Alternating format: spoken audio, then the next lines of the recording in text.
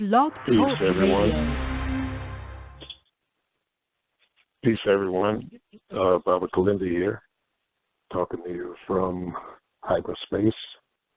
Always have a little technical difficulty here. We'll get the learning curve together. Hope everyone is in the studio with me.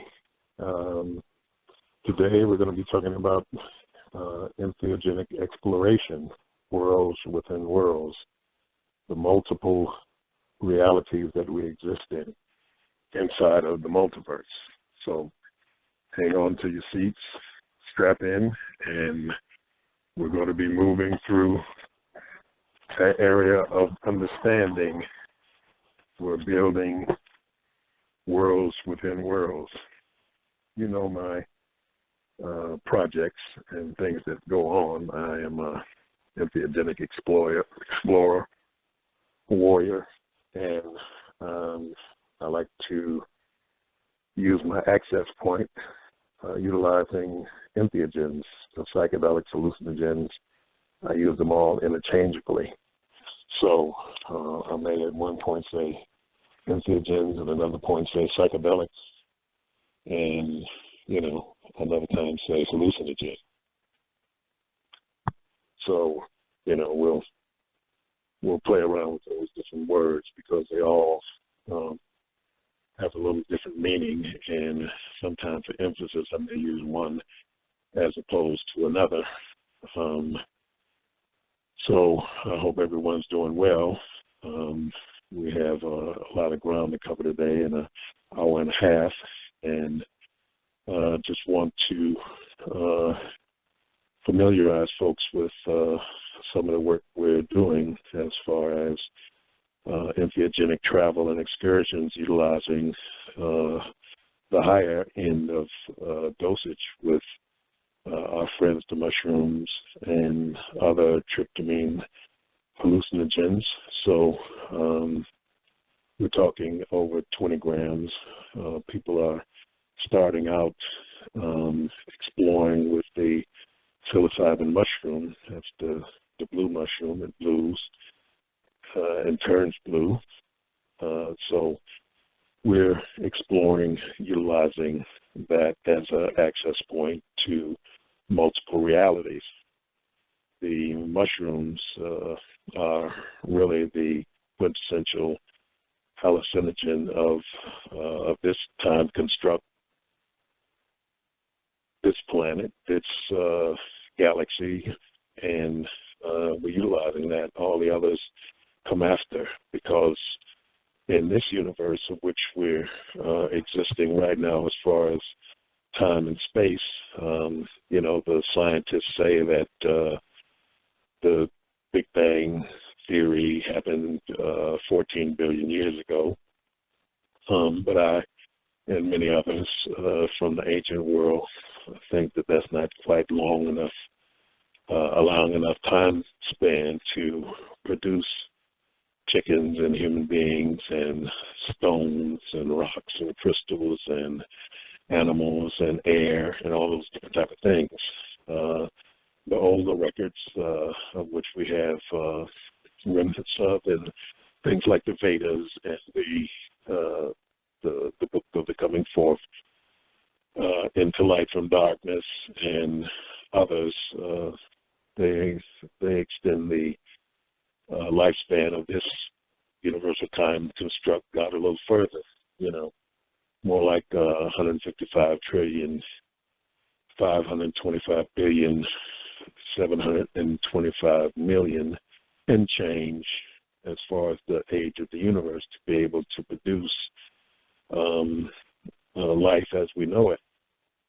It takes a little bit more time than 14 billion years, and science is even extending that out now to some scientists are talking about 22 billion years and things like that, but it takes a hell of a lot longer than that to produce what we call life.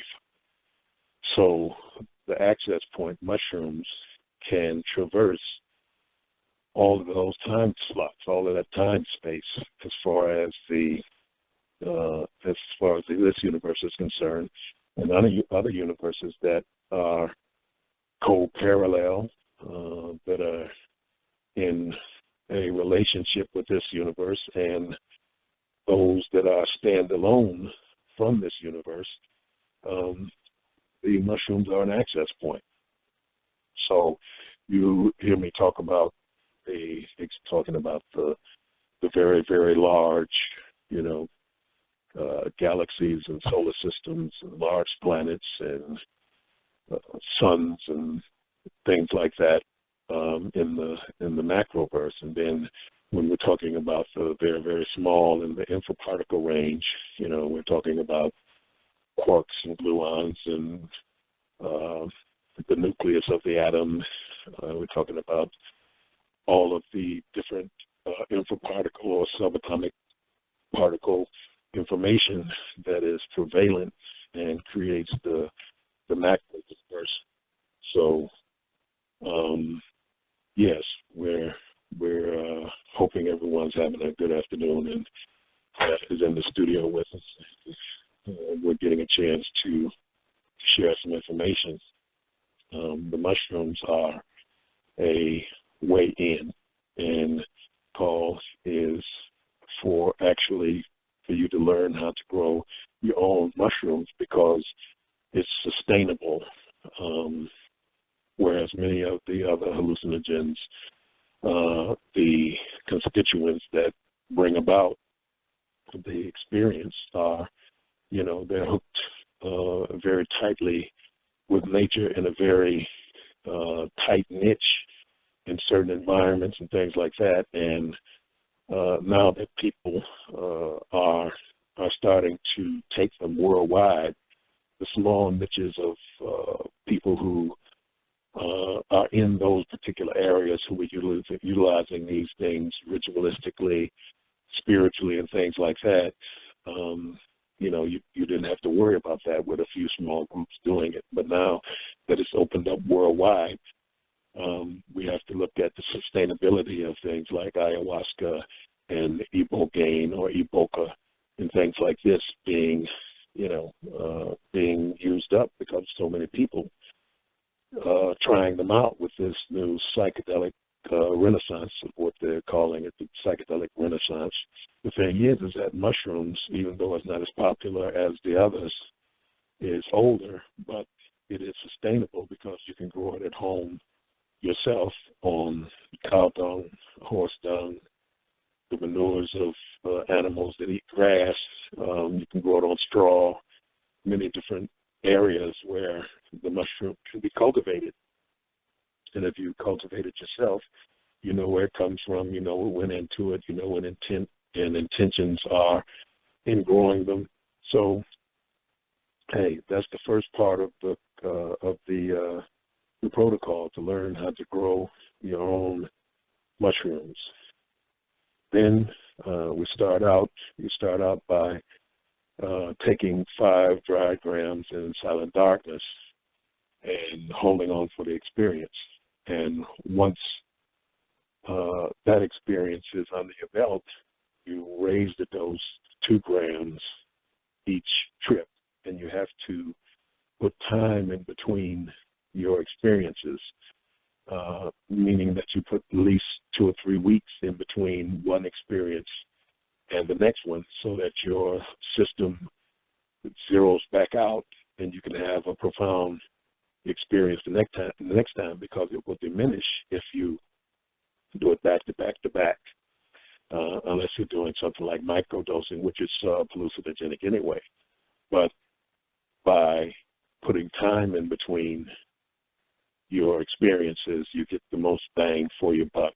So you would do 5, 7, 9, 11, and on until you get access into the universal construct, into the multiverse construct, to where you can traverse dimensions by through wormhole technology, through emerging technology of one dimension to the other, one world to the other, through connecting points. And when you find out, you'll find out in your major cities, everyone has some type of wheel, some type of Stargate or something like that that's hooked to the particular city, and it's no different. Like in London, you have that big Ferris wheel type thing, and Detroit, you have the Stargate in Detroit, and all the cities will have something, even if it's only an old Ferris wheel on a higher dimension. This is a Stargate, no different than the Stargates that are on TV. So as you move up in your dosage, you have more access to the multiverse until you get full immersion inside of the reality, where your surrounding area, your regular surrounding area, your bedroom or wherever you launch pad from, is no longer part of your reality. You're someplace else. And when we put forth the protocol of the Yi Zoo crystals and the transdimensional crystals, we have included a map to a place that we call the interdimensional village, where we're building a village in the hyperdimensional space, to where those who are part of the group who have acquired this high-level technology can go and build and vacation and have knowledge sessions with exotic novel beings, and also with others who are part of the construct of the interdimensional village, so that they could, hang out on the beach and things like that. Vacation in a night, 6 months, a year, 10 years, 100 years in a night. And so these are the type of things, protocols that we're putting forth, so that people can experience realities from higher levels. I know that some folks, are hell-bent on, saying that, they have access all the time, that they're very spiritual, and, they travel, out of body and all those different types of things. But the hallucinogens or entheogens are something very, very special. They're different than yoga. They're different than meditation. It's a difference between the two, and it will lend itself towards that understanding. I recently, again, have partaken of what they call the God molecule, the 5-MeO toad. It's a very good experience. I think everyone should try it. It kind of reminds me of the first 15 minutes of of being dead, I think, is what it kind of does. It's not it's not visual, it's not auditory. It is a blending oneness feeling of being absorbed into the all and everything. And that's kind of like the first 15 minutes of being dead before you go into other areas of relationship with where you're going to be and how you're going to exist inside of all of the different realities that exist, and how you deal with the multiple realities that exist, because we're actually dealing with the self in several infinite spots at the same time, and how we deal with that in death is a choice. So you can pick and choose a lot of different places, but the 5-MeO God molecule toad, as I said before, reminds me of that first initial feeling, and it's more of a feeling of being dead, or being a very new dead person. That type of energetic feeling of of the loss of the body and being plunged into a connected oneness. So I would suggest that those psychonauts who are out here traversing the multiverse should try that, so that you can get a different viewpoint, different aspect of how these things work on a very, very profound level, and how they engage you inside of your consciousness, because consciousness is really the fifth element. It's how we move and exist and move through the energetic levels of existence inside of the multiverse. So I hope folks are getting into the mushroom compendium, to the DMT compendium, as in opposed to, or not opposed, but in another area, DMT or Changa. They deal with a different aspect of the tryptamine consciousness. DMT is more like a roller coaster ride of visuals and access to exotic areas of mind, exotic creatures, novel ways of thinking, of viewing reality.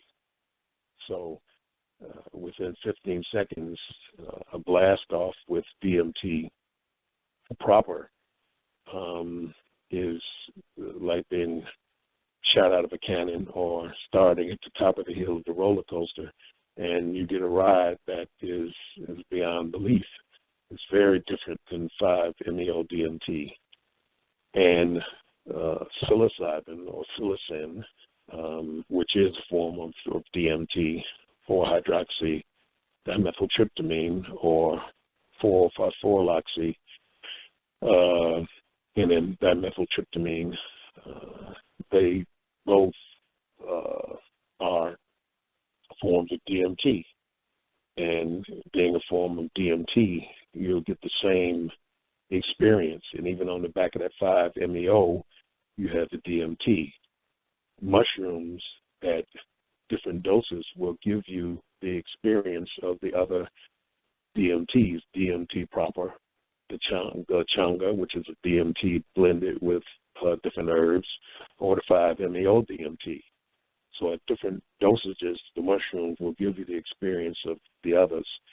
It is, and will give you the same experience as the ayahuasca DMT area.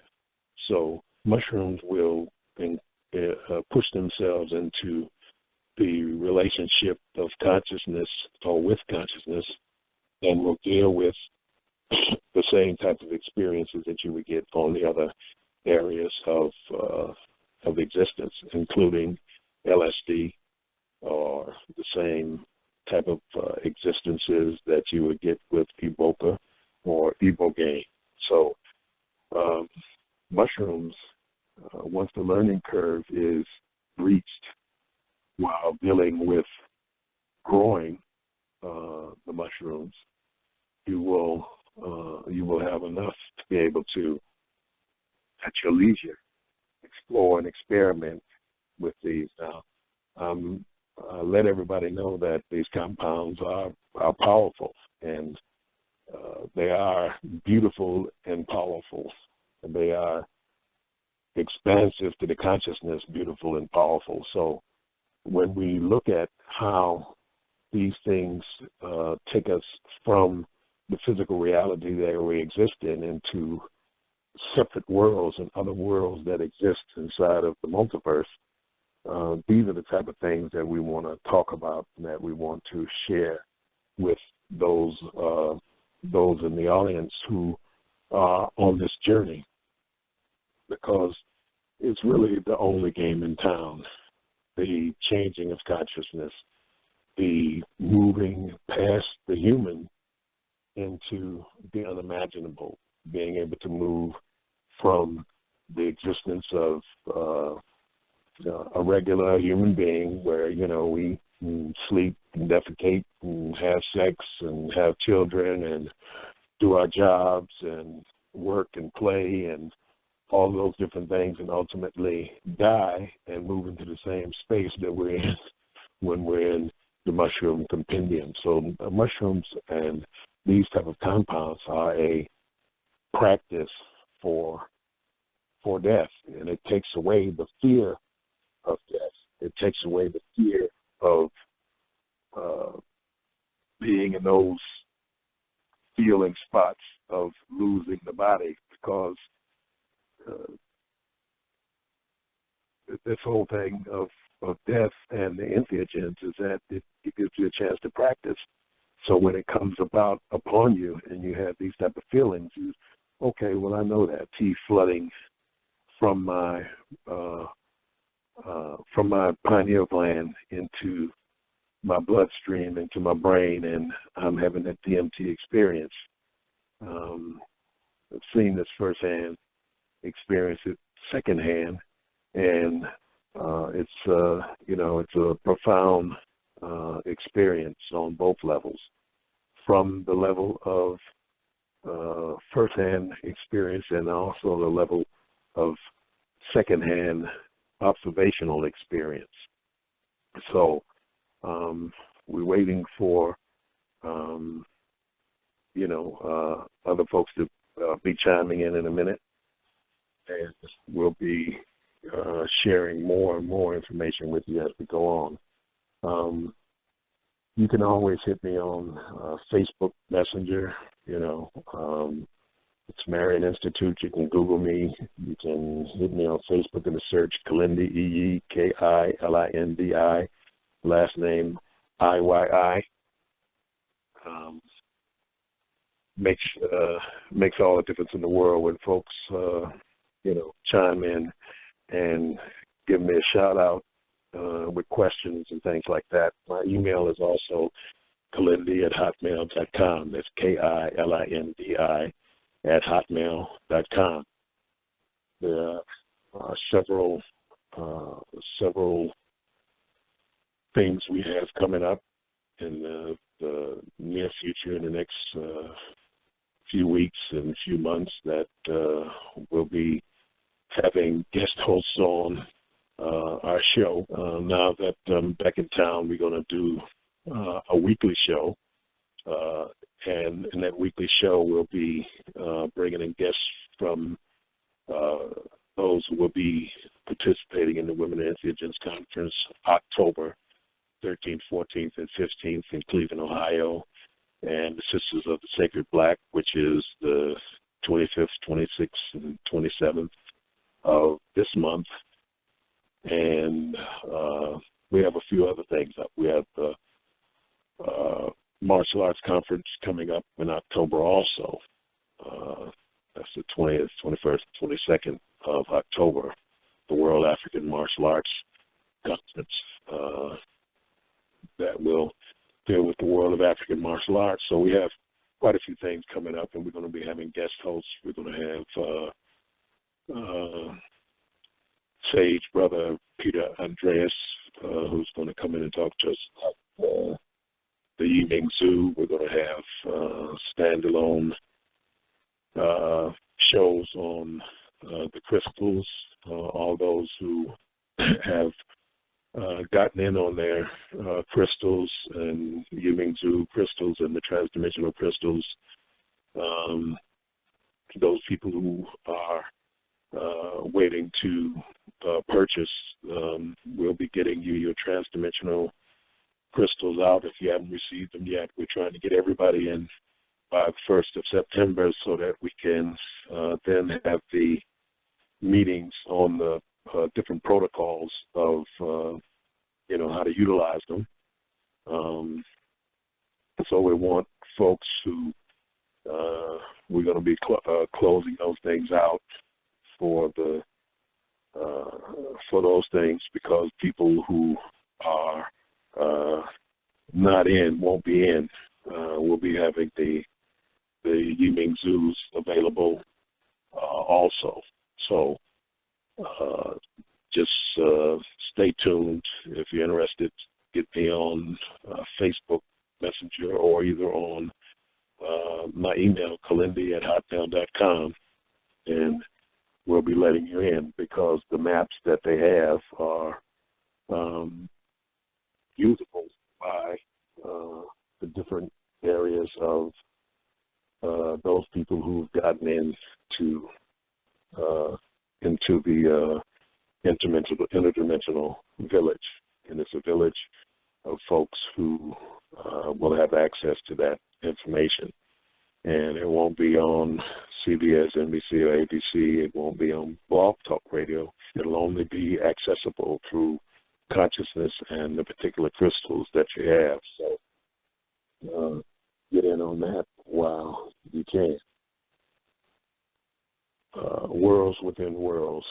I wanted to talk a little bit about the infraparticle intelligence, those intelligences that are in the very, very small, that worlds are within worlds, worlds within plants, the plant kingdom, worlds within the mineral kingdom, worlds inside of the watery kingdom, worlds inside of the air kingdom. That worlds exist on each particle of oxygen, worlds that exist on trees and inside of the wood structure of trees, the atoms inside of trees, the worlds that exist inside of rocks. So you have all of these different types of informational constructs, quantum wave, magical computers that generate realities and worlds inside of what we would think of as inanimate objects. So we have, just like inside of the crystals, the crystalline structure in certain rocks and things like that have life, that generate worlds and existences and all of those different type of things coming from the infraparticle intelligent worlds that exist as not only entities and creatures, but also as what you would say God-like intelligences. Not God in the kingly sense, but God in the sense of what humans would think of as God-like powers, God-like existence, access to the magical realms of existence that can power not only the way we view reality, but also build the way that we view reality. Consciousness is the most important part. How we hold on to our consciousness. I have talks with people on the internet all the time about the ego and dissolving the ego and getting rid of the ego, getting rid of the self. But the self is the only thing you got. You hold on to it. And that's the big secret, that's the big trick that they try to put us in, to wipe your slate clean. When you die, go to the light, go to the light, go to the light. And the light blinks you out. The next thing you know, you're up on your heels and somebody's smacking you on the butt and you're standing around eating baby food, not knowing where you're at, who you are, where you're going, and things like that. But if you reach deeper into the darkness and hold on to your consciousness, hold on to who and what you are, you don't have to come back and go through the kindergarten of existence over and over and over again. But you can move off into greater aspects of the higher self, which exists in all places, all time, all dimensions, and all the time.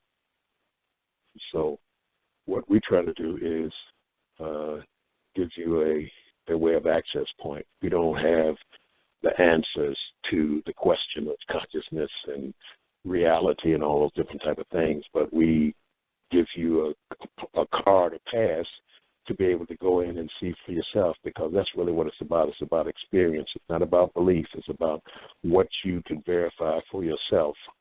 If you're, materialists say that, if a person hears somebody talking to them and I don't hear that person talking to them, that person's crazy and what they're experiencing is delusion and not reality. But what a realist says is that, if you experience it, then it is real.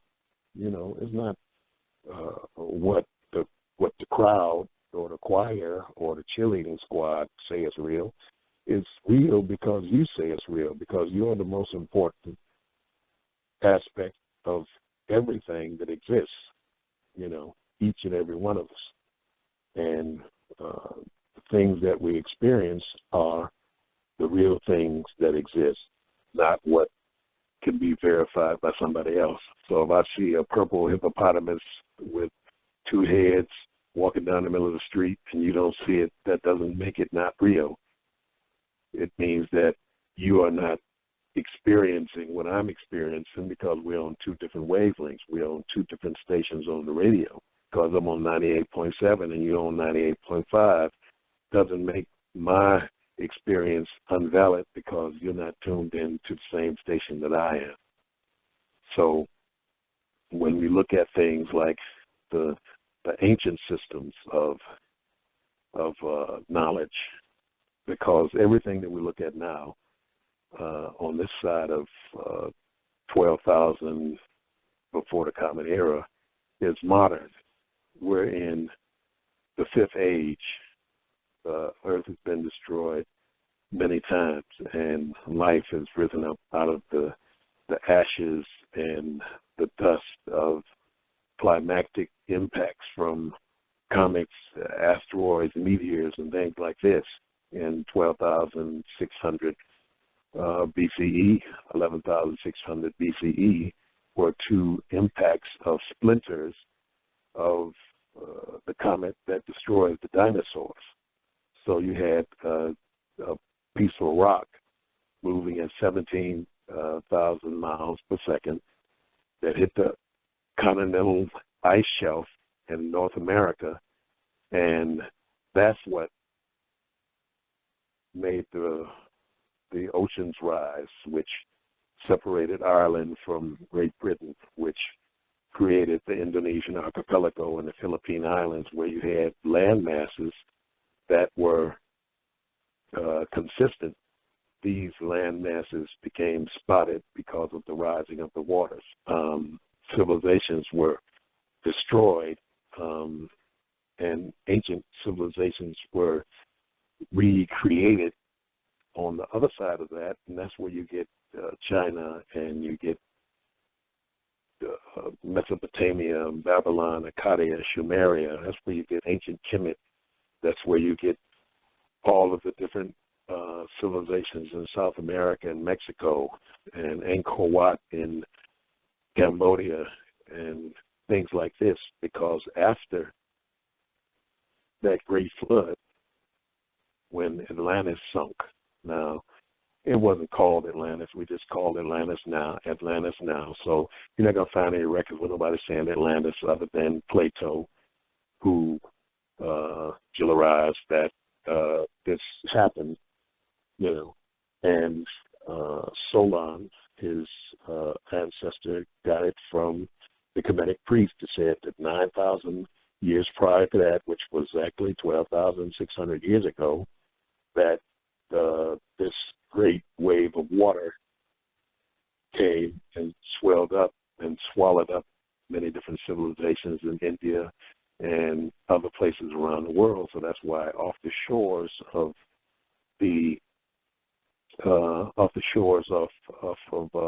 most places where you have what we would call ancient civilizations, you go out in the water 400, 500 yards and go down, 100 meters or whatever, you'll find ancient ruins all over.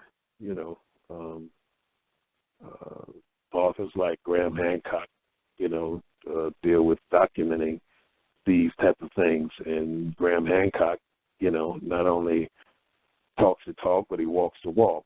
When he wanted to find out about ancient civilizations off the shores of here and there, he learned, him and his wife learned how to scuba dive and do it at a very high level, where they would go and go down and actually see these ruins under the water of civilizations that are pre-flood civilizations, pre-flood technology, pre-flood knowledge that is underwater but preserved in certain cultures, in certain places, just like when, they had the war with Iraq. The United States had the war with Iraq, and people thought it was about the, George Bush Jr.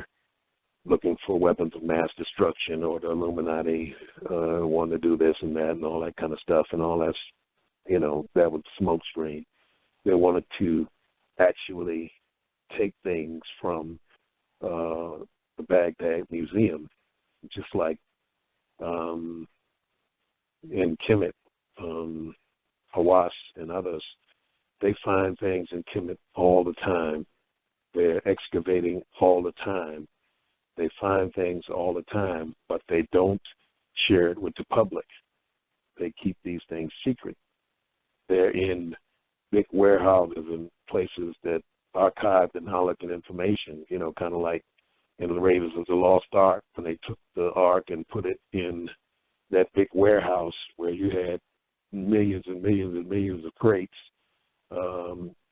because they're going through ancient technologies. They're trying to find out how they're utilized, back engineer them, these type of things. And they're finding stuff all the time, time machines, transdimensional weapons that were talked about in things like the Mahabharata, and then also in the works in Kemet that they keep and hold secret. A lot of stuff is, there's so much stuff in Kemet, so much stuff that has been spread and put around the world for study. The University of Chicago, and the Metropolitan Museum in New York, and the Louvre, and the British Museum, and the museum in Germany. All these places have not only ancient Mesopotamian, Babylon, Akkadian knowledge and information, Kemetic information. They also get a chance to study the things that they'll never share with the public, because they are looking for technologies to make themselves more. This is part of the Marvel Cinematic Universe. All of the things that they're doing, all of the things that they're showing you are from not only entheogenic sojourns, but also from knowledge and information from the libraries of the world about the ancient technologies and the pre-civilizations that were before the last big flood. So when you're talking about sorcery with Dr. Strange, when you're talking about advanced skeletal enhancement with Iron Man, if you're talking about mutated cellular constructs with gamma rays and other rays and particles that are bombarding the planet with the Hulk, or if you're talking about the God genes or the God genes with Thor, if you're talking about being bitten by a radioactive spider and being your actual genetic structure being changed, if you're talking about ancient witchcraft with the Scarlet Witch, and on and on and on, if you're talking about Superman in the DC universe, or if you're talking about Batman, or if you're talking about any of the other characters inside of not only the Marvel universe, but DC, you're talking about just ancient stories and ancient worlds, that civilizations. If you're talking about ancient African civilizations, if you read the work of H.R. Haggard, the King Solomon's Mines, Not of the Lily, if you're talking about those type of works, where Haggard didn't just come up with this for things like Alan Quatermain and all of those different types of things.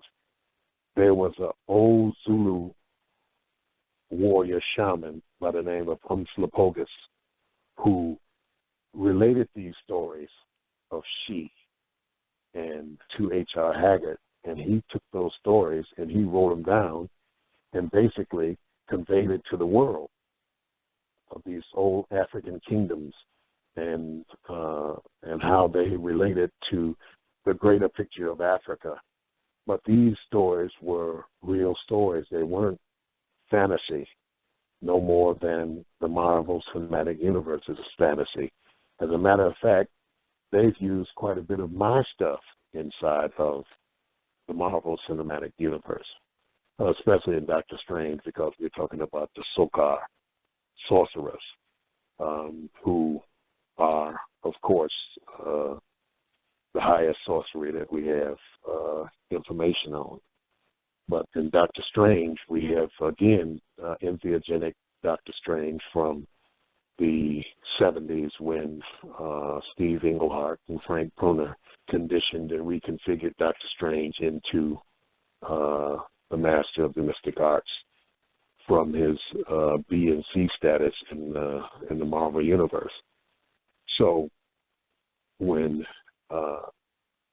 King Kirby, who was the actual brains behind Marvel, created basically all of those characters. You know, the next thing, we got Thor Ragnarok coming up in November, and of course Black Panther in February, and the Avengers next year. And people are postulating, speculating that they will be bringing the Fantastic Four into the Marvel Cinematic Universe from Fox. And when the Fantastic Four gets in, all bets are off, because Fantastic Four is what takes you out into the universe, basically. Because in what Asgard, you have the 9 realms, Niflheim and Midgard and Asgard and all those things that hang on the sacred oak, Yggdrasil. You have the 9 different realms. But beyond that, where Galactus and the Silver Surfer come in, and the Eternals and the Universals and the one beyond all of those are hooked to the Fantastic Four. And these are the type of things that we're talking about when we're talking about multiple dimensional travel. We're talking about being the being who you are, your higher self, stepping into those shoes, uploading into your higher self, where your higher self downloads information to you so that it will create itself in the future, which is the same as the past and now and the future. That's why that when we look for things, we find them. You know, they look for, okay, we'll look for the oldest human being, and we find one that's 2 million years old. Then we look more, and we find one that's 3 million years old, and then we find another one, and on and on and on. It will be because we are creating those things that we are looking for in the past from the future. So it's a way of dealing with, it's a way of being, it's how we move through the universe in multiple time realities under multiple situations that give us access to worlds that are beyond our comprehension, beyond our knowledge. And we interface with these worlds and these dimensions and the creatures and entities and those things that are part of the multiverse. We became and become universal beings that are hooked to the core of reality inside of our existence. So we have technologies, we have ancient relics that we utilize, the Yiming Zhu, the Infinity Stones, the same type of Infinity Stones that they're talking about in the Marvel Cinematic Universe. We have the transdimensional crystals. These are informational structures that are beyond what you would call, there's no price that you could pay for these things. They are shared. It's for the time, it's for the postage and things like that. Once they're encoded, once they're locked in, they can't be opened by any technology that exists in this universe. They are beyond. The people that get these crystals and Yiming Zhu, These are relics that you've had for trillions and trillions of years. They've just been reconstructed, and you're getting your own information and own relic and power object back into your hands that you've had for trillions of years. It is the start-off point of the superhuman. It is the start-off point of access into things that are only looked upon in just glimpses of when we're talking about things like anything you've ever seen or anything you've ever thought about. They're only glimpses of the. It's hard to even explain where to begin to say what these things are. But the people that get them, they are the people that have had them all along. And it is just your particular object of power finding its master, finding its consciousness that it has been hooked to since before the beginning of this universe. So to start you on your journey to the reemergence of the superconsciousness that exists inside of you that lays dormant is for you to be able to have access and hook into the knowledge and information of this universal and multiple universal construct. The libraries, the Akashic, Kilindi, Petrova, Blavatsky, and Avalon, and Anibasant, and the Theosophical Society and Theosophists called the Akashic records.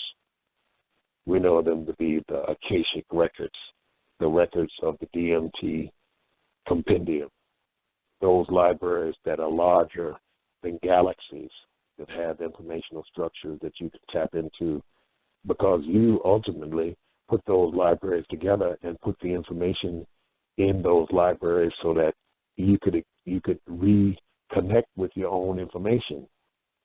You are the super being in the future, in the past, in the present, that is reemerging with your own information and own energy. That's how these ancient relics or ancient relic information is being reconstructed before your eyes, and you're receiving it, and then you're receiving it and going in the high dose, going into your crystal, going into the infraparticle realms, going into the macro realms, going into the informational libraries, being able to be and experience and see and gain access to your own information that you put there because you knew there would be a time that you would forget, because you had to become nothing, reemerge into the something, and from that something into yourself, and acquiring your informational ego, the self that you now hold on to. Now you have to re-merge with your information, re-merge with the information that you have, so that you can then expand out into the higher self. As I said earlier, your higher self downloads information to the present self, and you upload information into the higher self, so that the higher self can instruct you in how to become your higher self in the future. So you're working your way back into yourself through your own informational structures that you put away. You know, it's like the green crystal that Superman had in the old Superman with Christopher Reeves, when he gave up his Supermanship to become a human, to be able to make love to Lois Lane and be just a regular guy. He didn't know what to do when the three ruffians came, Jay Bilal, Jay Baloo, or whatever, three ruffians came. Well, one of them was a lady in the movie, but we know about that, the three ruffians. And when they started, creating havoc on the planet and things like that. He wanted to be Superman again. There was no way he knew how to become Superman, but he went to the green kryptonite crystal that his father had dealt with structural information on the 27 different galaxies, well, they said the 27 different galaxies of information that was encoded in that crystal. And he went to his Fortress of Solitude, and in the Fortress of Solitude, working with the crystal in the transdimensional realms, he emerged and reemerged as Superman, and of course beat up the three ruffians and things like that. The newer Superman, of course, doesn't really get into that whole aspect of it. You can see the concept in mind of what they were talking about as far as the crystal information libraries and how to re-emerge as Superman. And that also includes Superwoman, of course. So we're talking about being able to have access to these informational structures. That's why in my lectures I talk about labyrinths, puzzles, darkroom technologies. I had a chance to talk with my friend Ananda Bosman, who really brought back the ancient technologies of darkroom access, where you're in darkness for so many days, and it actually gives you access to some of the endogenous super sacred neurochemicals that are part of what we have inside of our body without external utilization. You know, one of my things is that we pump up on the darkness and utilization, and then we get the booster rocket of taking the external exogenous hallucinogens on top of that. But there's so many great things that can be experienced inside of dealing with the darkroom technologies themselves, and they utilize pyramids and caves and ground caverns, things like that. You know, it's like the people who talk about the hollow earth and people living in the ground. Well, people lived in the ground, but the whole earth ain't hollow, but you have vast cave complexes that are in different places around the world. You know, I've been in the caves in Kentucky, and they're awesome. You have the Anatolian civilization in Turkey that had labyrinth caves that people lived in for thousands of years, and you had different strata inside of the caves. You had those people who lived and worked and went outside of the cave. Then you had people who were deeper in the cave. Then you had the priesthoods who stayed in darkness for decades in that stayed in darkness for decades in a continuous psychedelic high pinealine, DMT, melatonin state, existed in other realms, you know, while in darkness. No different than the ancient African civilization, and some that still exist to this day, where you go in and you see the people, and they, you know, maybe not have a lot of technology. They have huts and things like that. But inside of those huts, it's kind of like when you go into the hut, it looks small, but when you go in, it's a expansive mansion inside of this little hut. And African villages are the only villages that on Earth that are fractal. You know, you have villages within villages inside of villages. So if you have the shrine house, it's constructed in a fractal way, and you have the shrine house where you have the spiritual powers and forces.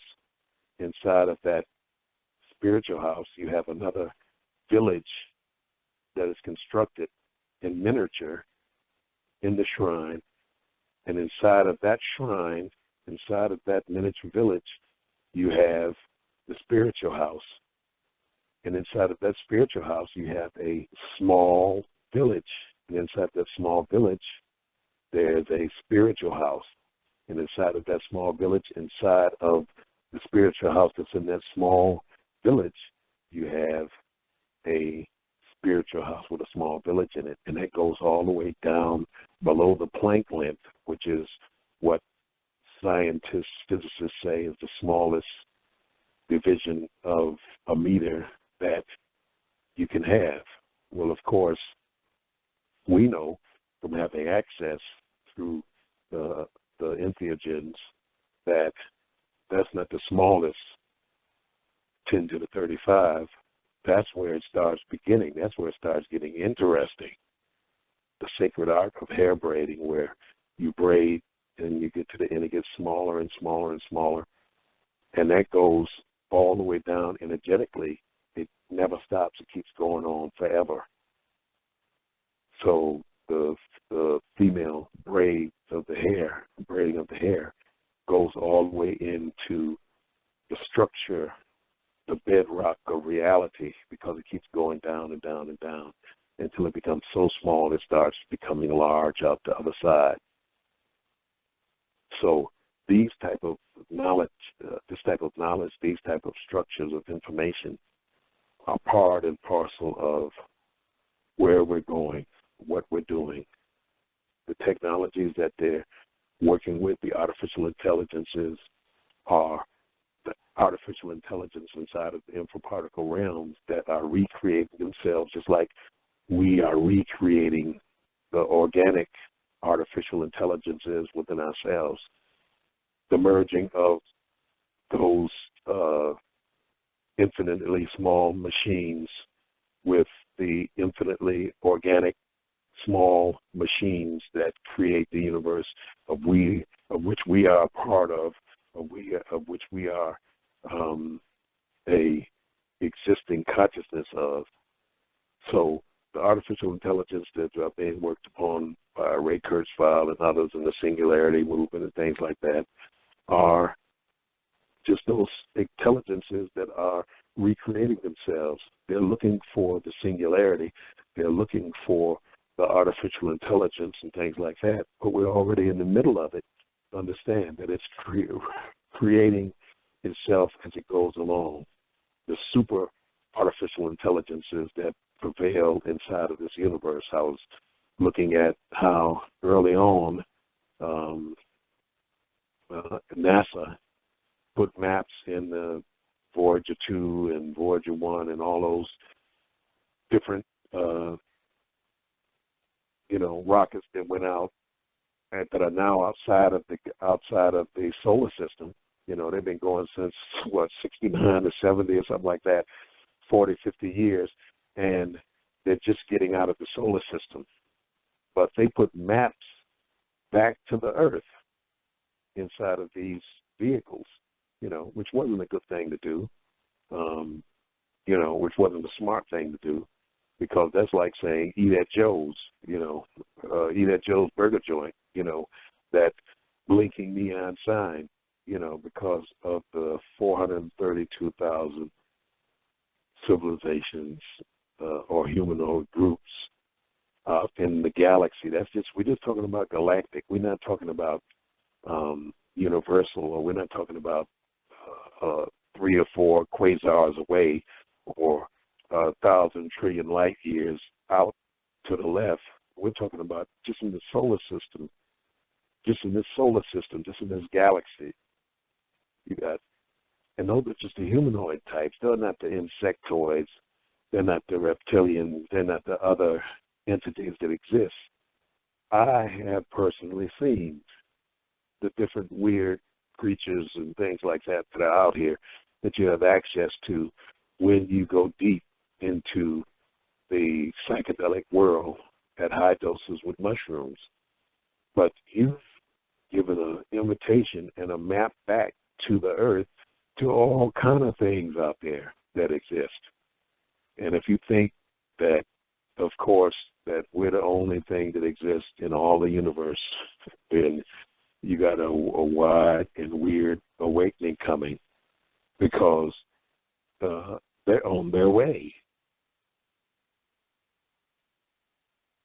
Before the existence of this universe, because It is a multiverse. It is a multiple reality. All they're doing is saying, hey, in 15 minutes, they're going to be bringing the pizza out the oven. And we should be there so we can get in while it's piping hot.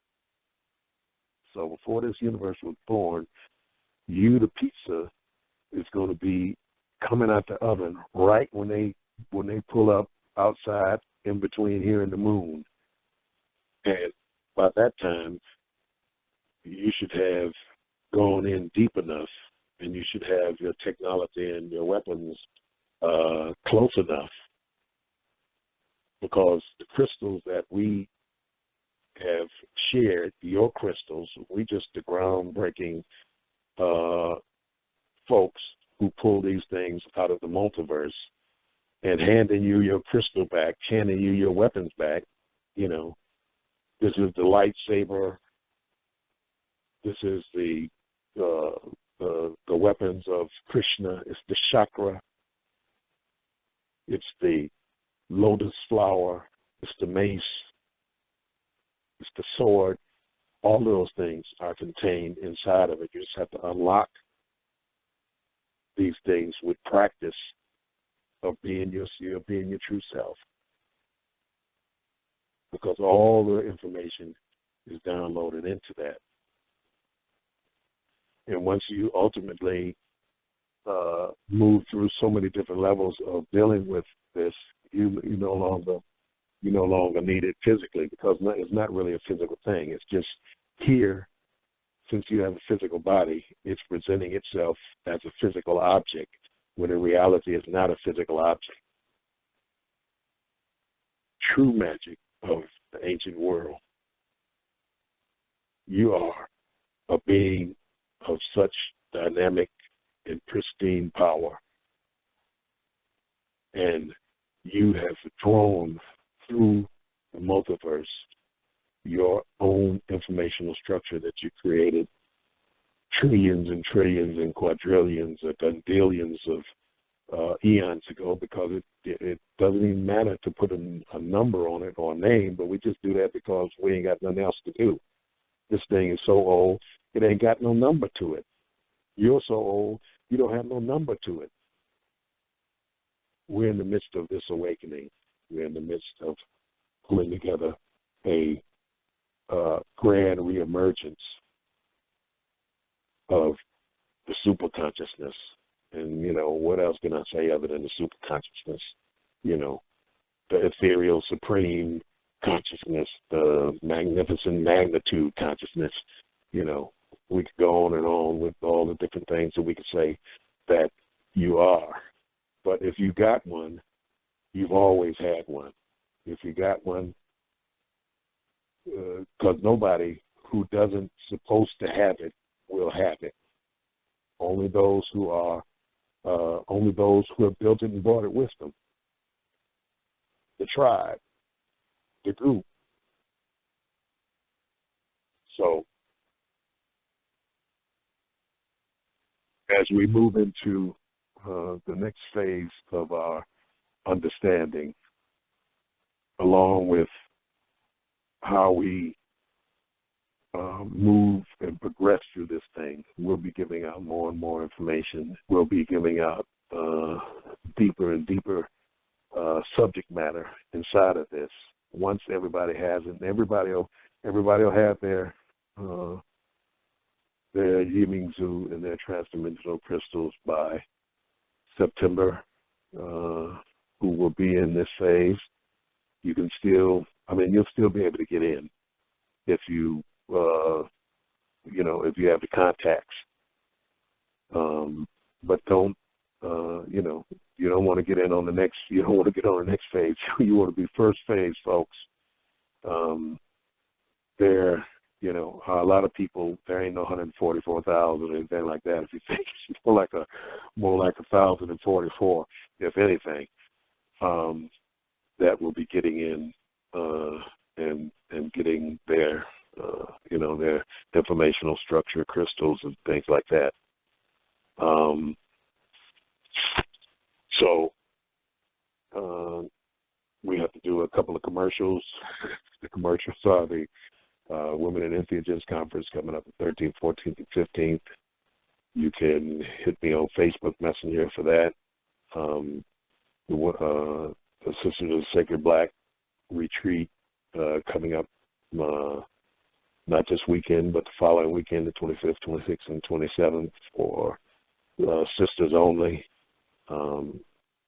You can email Mama Ayana at africandiva_8@hotmail.com if you want to get in on that. It's in Michigan, undisclosed spot, but if you email her or go on this Sisters of Sacred Black on Facebook, you can get information on that retreat, outdoor retreat. It's tents and things like that. So we'll be having a show on that soon, and we'll have shows on the Women in Entheogenic Conference and also the World African Martial Arts Conference. We'll be having, as we get closer to that, we'll be having folks who are going to be presenters at both conferences on the show. As I said, we'll be working weekly. We'll get better with this. We'll be bringing in our co-host, Omalewa, and she'll be coming in with the female point of view and perspective, because I kind of tend to, the warrior aspect and the hard tack line, and she'll come in with more of the sensibility of the divine feminine birth work and bringing children through the dimensional portals into this earth construct, and how we deal with these children who are coming in, who are so evolved. What do we do? What do we do with them? Do we do the same thing we did, that our parents did to us, send them to school, and you have to drag that stuff out of them 30 years later, or you have to pull it out of yourself 30 years later to start trying to understand who you are and what you are and what your purpose is? Or do we take these children and start dealing with them ourselves and letting them expand into their higher potential and things like that? We have so much work to do, in the midst of the climate in which we are in. The climate has shown, Trump and all that kind of stuff, it's no surprise to me, and it's no surprise to anybody in any sense that most things have not changed. The face of it has changed, but the essence of it has not changed. So what we have to do is evolve. It's not a revolution, it's an evolution. We evolve up out of this nonsense, gain a higher perspective, a higher aspect of view when dealing with the knuckleheaddom that's going on the earth, because we're coming into a rude awakening of who we are, where we are, and these evil entities that are running around here. They may run around here, but they ain't running nothing. But they're creating havoc and chaos. And they will reveal themselves as time goes on. And in the very near future, they will reveal themselves and their masters and how they control of the soul. It ain't about, your money. It ain't about your house. It ain't about the things that you think are most important. It's about controlling the soul, because the soul is the only thing that really exists. The consciousness is about you bowing and bending the knee. Winter is coming. Bend the knee or die. Bend the knee or do not exist.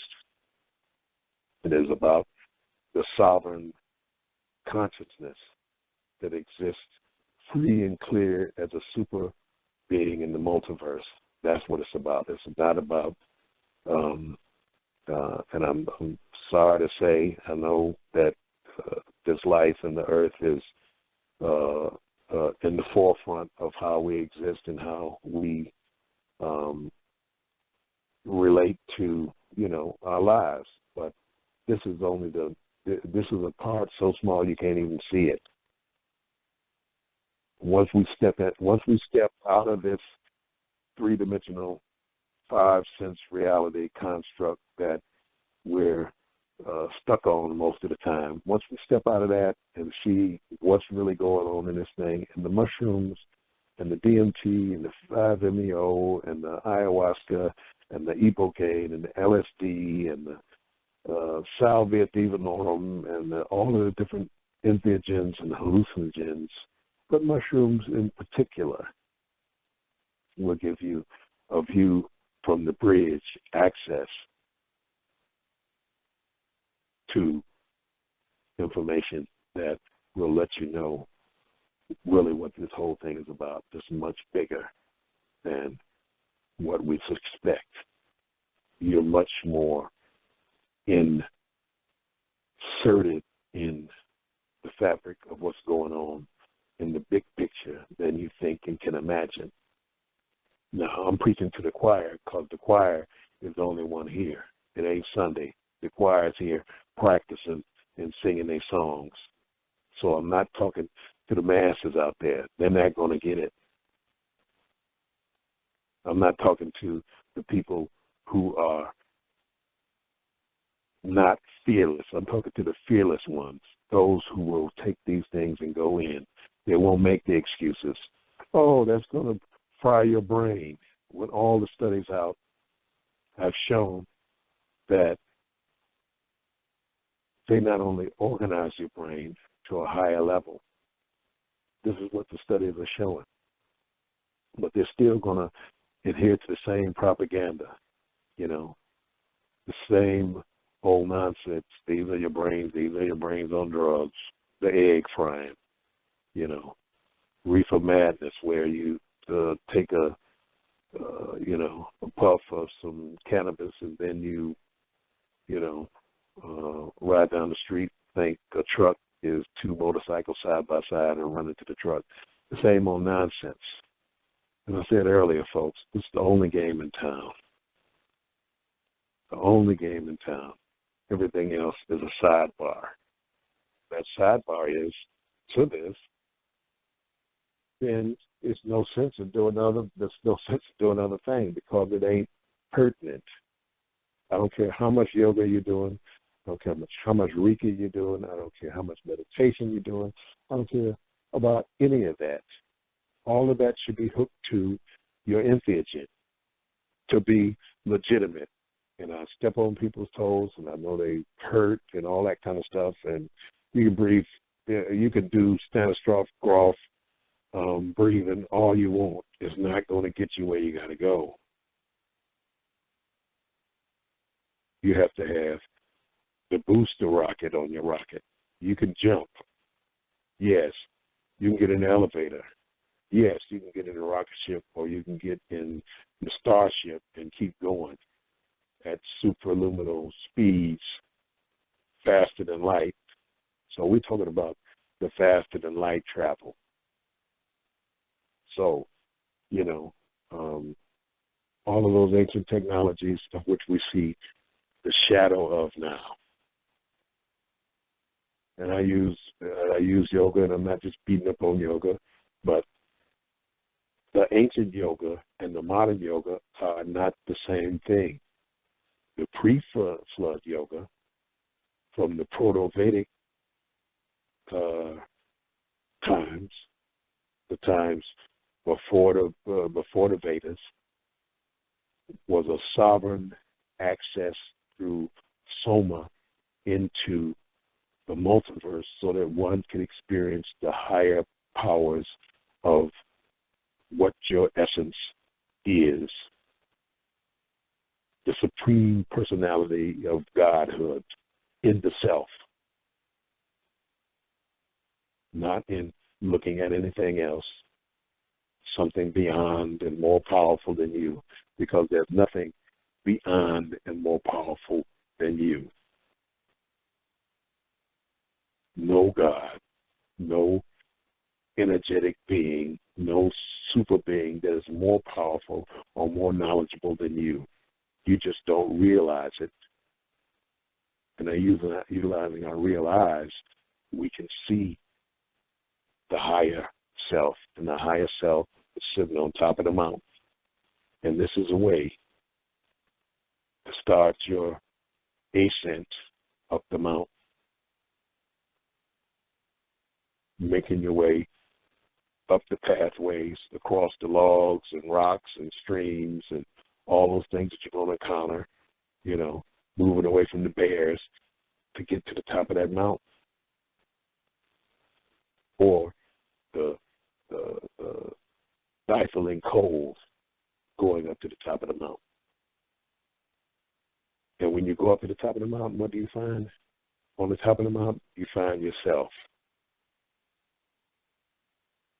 And that's really what all it's about. It's about self-knowledge, self-realization. Self-knowledge and self-realization is the only thing there is. It ain't what somebody else know. It ain't what my teacher know. It ain't what my pastor know. It ain't what my mama know or my daddy know. It's about what you know and understand and can relate to as far as your consciousness is concerned, moving into the next phase of our development. And the next phase of our development is the unimaginable. It is the super being. It is the entity that stands alone in the multiverse, powerful, sovereign. So the great houses that exist inside of the multiverse are accessible by you, and moving into those houses, into your house, into your mansion, as they say. Get biblical. In my father's house, there are many mansions, or whatever you want to call it. That's old knowledge, trickle down, drips of knowledge from a flood into knowledge of the modern time. Because we're talking about the house, we're talking about the sovereign. It's just like, I talk to, my Moorish friends and sovereign friends, and they talk to me about nationality and building nationality. Sovereigns don't have nationalities. Sovereigns have houses. And the houses are and stand alone. And houses are beyond nations. Nation construct, that's only part of what is available here on Earth in this time construct relationship that we have now. In the multiverse, you're hooked to families, houses. That's why it's so important. That's why the mitochondrial DNA and the Y chromosome. That's why they're so important. That's why we try to not let nonsensical DNA into our families. You don't just be and get with everybody because you have a merging of knuckleheaddom inside of what the informational structure and construct is. So the great houses of the multiverse. You got to find out what house schools do you. You from the Edwards up the street, or you from the Johnsons down the street? Who is you hip to? You kind of look like you're one of the Edwards, but no, you one of the whites. Find out who you are and where you are, who you're hooked to, who your people is. That's what this is all about, finding self-exploration, self-discovery, self-mastery. And the entheogens, worlds within worlds, is how you get there, to see the worlds within worlds. Worlds where all the beings live underwater and are aquatic, like the Nomo that came to the Doga with their fins and flippers. There's a vastness out here. There's so much knowledge and information and stuff to explore and to see. That's why it's about entheogenic explorer, because you become an explorer of the multiverse, an explorer of infinity. Entheogenic Explorer, worlds within worlds, worlds that are unimaginably beautiful, that are unimaginably beautiful. So the show went quick. Hit me on Facebook Messenger. We're going to be doing this every week. We're going to get better. We'll be having, next week, we're going to have questions from the audience. We get a microphone so it'll sound better. Thank you very much for coming out. Barbara Kilindi signing off. My co-host will be in next week. It's a little bit of a learning curve to this blog talk radio thing. As I said, I'll get better. I hope all of you have a prosperous and successful week and weekend. I'm here for you. If you have any questions, hit me on Facebook Messenger. Become my Facebook friend. Kilindi@hotmail.com is my email address. Signing off, and we'll see you all next week with a different topic. We're going to go deeper. Each week we're going to go deeper, and in a few weeks we're going to start bringing in our guests and start interviewing our guests for the different things and bringing information that's off the beaten path for you. So have a good evening. I hope you all have a wonderful evening. Peace to you.